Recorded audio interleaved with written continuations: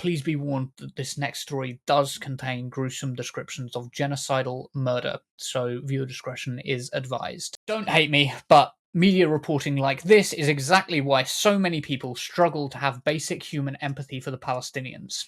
The New York Times and CNN have written extremely sympathetic pieces about the trauma faced by Israeli occupation forces in Gaza, not the Gazans, when they return home. There's an absolutely extraordinary section in the CNN article that reads, in a testimony to the Knesset, Israel's parliament, in June, Zaken said that on many occasions soldiers had to run over terrorists, dead and alive, in the hundreds. Everything squirts out, he added. Zaken says he can no longer eat meat as it reminds him of the gruesome scenes he witnessed from his bulldozer in Gaza and struggles to sleep at night, the sound of explosions ringing in his head. A couple of things leap out at me. First, why is it ever necessary to run somebody over with a bulldozer while they are still alive? If they're armed, you should be returning fire as a standard military would from your firearms, not trying to crush them with a bulldozer. If they're unarmed, crushing them with a bulldozer is a war crime, the kind of thing you would do if you were committing genocide, for example. Secondly, who are you counting here as a terrorist? I suspect that if you're running them over with a bulldozer, you're not stopping to do an identity check. The IDF seems to regard everyone in Gaza as a terrorist. It's a pattern which we've all noticed. Now, this is a bit of a dark topic to cover, but Curtis, I'm going to bring you in and ask you, what did you make of CNN covering the story in this way, their framing of the story with the IDF as sort of victims of trauma, and how do you think we should relate to the trauma of perpetrators more widely? I mean, I first really just want to say that I completely agree with the Browning quote. It is true, and I think you should mistrust anyone who says a specific culture or specific race of people have this sort of behavior about them that is racist and is also not true.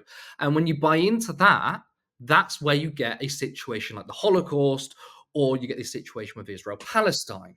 Now, if you were to say, well, Germans are, there's something about them, they're just evil, and that's why they killed 6 million Jews and killed people with disabilities and queer people and Gypsy Roma people, if you have that mindset, then that is the exact same mindset that Zionists or pro Israel people will have against Palestinians and Arabs when they commit their genocide. It is not one true, and it's not a thought anyone should ever have. The way the media reports this, though, is it's essentially what you're saying. You can understand that human beings are capable of horrific acts, right? Because every child that's born is born with a clean slate, right? No one is born evil. No one is born with a predisposition to behave in a certain way, right? They're born with a clean slate. But what the media does here is, humanize the IDF while still dehumanizing Palestinians. And I think this piece here is trying to say, well, look, this is the tragedy of war. Look how traumatized these IDF soldiers are. See, they're not bad people, as if some of you are trying to paint out. And it's like they are bad people, right? If you are committing acts of terror, which Hamas did on October 7th, but so did the IDF. The IDF committed multiple acts of terror in Lebanon, and I would say a genocide is an act of terror, right? That makes you a bad person. But just when we were talking about Sinwar, who was killed just a couple of days ago, when I hosted the show, I made note that this man was born in a refugee camp. Now, that doesn't mean that everything he went on to do was good or just, but you understand when someone is born in that desperate situation, what becomes of him? It's the material conditions around people that make them. And that's exactly what leads to such atrocities. It's not because people are innately bad. And you are absolutely right that any one of us, any society can be that. I mean, just look at us. It wasn't too long ago that we had race riots, that we had people burning hotels on fire, setting fire to hotels, whilst there were refugees, whilst there were children inside there. Now, imagine if those people had state power. What do you think would happen? Do you think that will be it? Of course not. If they had state power, they would commit atrocities and they could commit a genocide against immigrants in this country. Don't think that because we're so virtuous that won't happen to us. It's only other people that do it. We can all do it. But people need to understand that it's not about culture. It's not about race. It is about the ideas that are being taught to people, but not just the ideas, but the material conditions in which people find themselves in. So Yeah. by the way, I have no sympathy for the IDF soldiers. I don't care that they're going through trauma when they're crushing young Palestinians with bulldozers, with tanks, when they're gunning down children. Maybe it's their brain telling them that what they're doing is wrong. Maybe there's some guilt in there, or maybe they're just being completely selfish in their feelings. But the fact that some of them can't sleep at night, I say good, good, because we need people who commit such disgusting crimes pay the price in some kind of way. And even if it's just an internal reflection, whatever. Um, but I am disgusted in the way the media is sympathizing with the IDF soldiers. Yet still Arabs, Muslims, and Palestinians are dehumanized. And when you dehumanize them, it allows the murder on the scale of hundreds of thousands or millions. And the conservative estimate is that just north of 100,000 people in Gaza have been killed since October 7th. Yeah, well, I mean, we're supposed to be turning people left on this channel, and what is being left wing besides the rejection of essentialism and the recognition of power and of the historical conditions which turn us into who we are today. And I think we've got to always bear that in mind. It's interesting what you said. What was said before we started the show. We were chatting with our producer, and he was saying, "I don't think that I could ever do that. I think I would rather, even if I was under threat of being uh, killed, I don't think I would be able to carry out the things Mm, that some of these IDF soldiers have clearly been carrying out."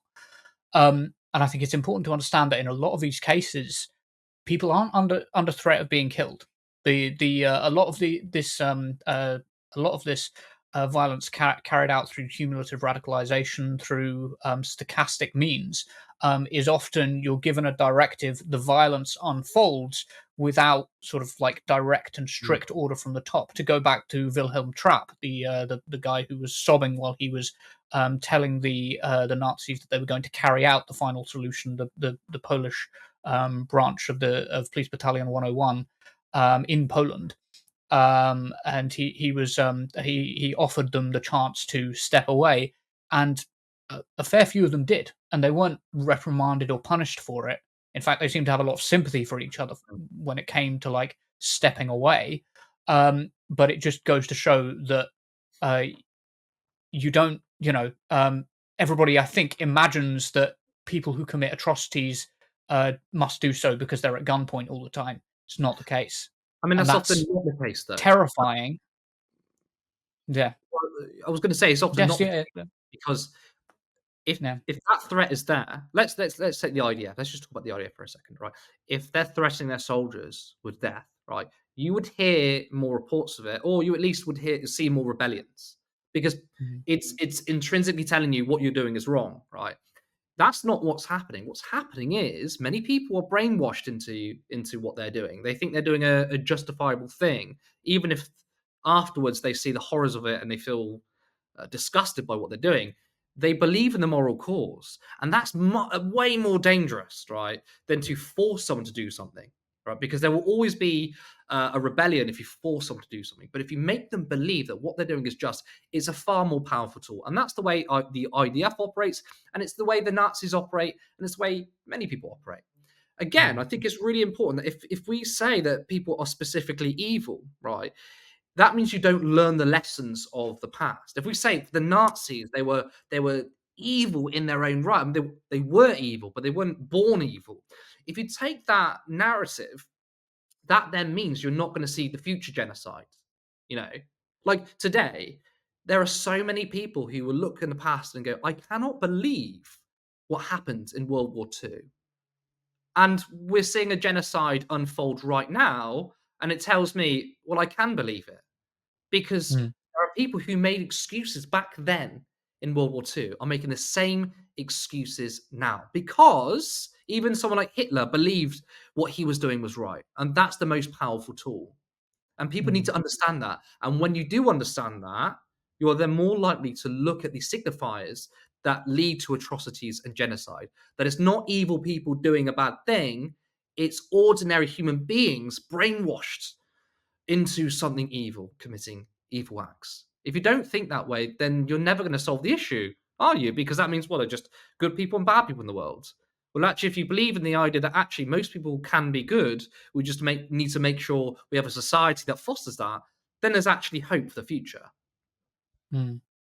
I think a big part of it is of course dehumanization of the Palestinians, Yeah. like in Israeli society, but more widely in the media, because and that obviously comes through when we're sort of like um, with the way that Israelis treat Palestinian life. It's just very obviously like, oh well, they're all terrorists. You did a Yeah. segment on it, I believe, yesterday, where you were talking about like how many Israelis are radicalized and pushing for genocide just openly.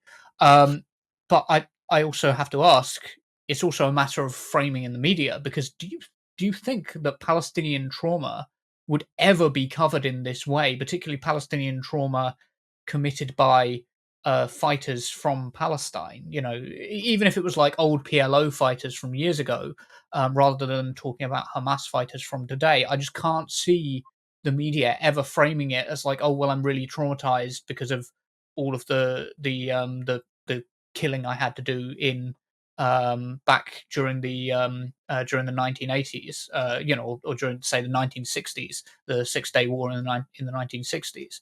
I can't see them ever framing a Palestinian perspective in that way. Well, I mean, I could see the response to it, and it would be, why are you sympathizing with terrorists? Why do we care how terrorists feel? That's exactly what the reaction would be. God forbid if a newspaper said, well, this is what Palestinians. I mean, even let's talk about Hamas. Let's say Hamas fighter is getting trauma, is getting PTSD. I mean, you probably would get the editor of the newspaper knock on the door from the police, because, as we know, there are many pro-Palestinian journalists who are currently being arrested, or their houses are being cleared out, as Stanley for one. But yeah, let's just say we sympathise not with Palestinians, but just Hamas fighters, right? And said, "Oh, what they did on October 7th, they're coming back and they're feeling really bad about it." The outrage would be unbelievable. But that is no difference to doing the same for the IDF. The IDF have committed atrocities. The IDF has committed murder on a larger scale than the 7th of October, but the media would never allow that. And partly it comes down to the fact there's a racist element here. The idea that we can sympathise with Muslim fighters, because look, not everyone. There are some people within Hamas who are probably ideologically anti-Semitic, but to say that they all are is clearly out of this world. You wouldn't get a. I mean, that's not a very good recruitment tool. A good recruitment tool is, they're bombing us, they're killing us, your children have died, and they join the cause. You can understand the material conditions in what leads to people joining Hamas, right? Just like how we say ordinary people can join certain causes. There's nothing different about Hamas fighters. They're just human beings, but they were caught up in this war. And some of them, of course, are extreme and I don't agree with their views. But at the end of the day, they are. I mean, a lot of them are just simply fighting for their own lives and for the Palestinian people. It's not an endorsement of their views, but yeah, the double standard would be incredible. The idea that the media could humanize not just Muslim people but Muslim combat fighters, it would be. I mean, that newspaper would be cancelled. But we can do it for the IDF. So it's a really interesting question that you posed there. Not that it will ever become a reality, but you can see the double standard. Yeah, it's something where I'm sort of like cautious about the idea of throwing out trauma the trauma of perpetrators specifically Mm. as a whole picture, because I do think that there's a degree to which humanizing them is necessary in order to be able to understand them, not necessarily to empathize or sympathize with them, but be able to understand them and guard against us being involved in our own way in the future in atrocities, based on whatever group of people are having their human rights violated in the future. In our thousands, in our millions, we are all Palestinians. There's meaning to that phrase. Support independent media, support social justice that's there on social media. Thank you. Turn left.